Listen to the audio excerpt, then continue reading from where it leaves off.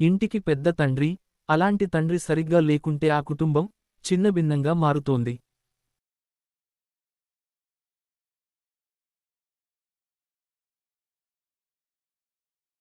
తండ్రి ప్రతి ఇంట్లో వెన్నుముక్కలాంటి వాడు, అందరినీ ఒక సరైన దారిలో నిలబెట్టడానికి ఎంతో పోరాడుతాడు.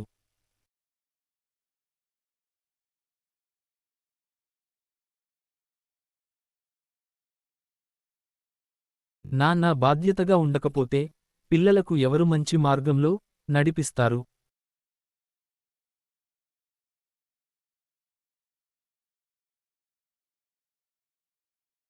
పిల్లలు కూడా తన తండ్రిని చూసి నేర్చుకునే ప్రమాదం కూడా ఉంది.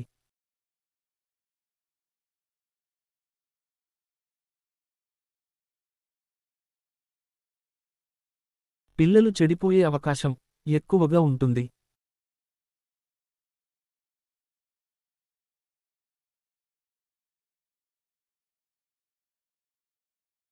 ఎందుకంటే నువ్వు ఏం చేస్తావో నీ పిల్లలు కూడా అదే చేయాలనుకుంటారు కాబట్టి.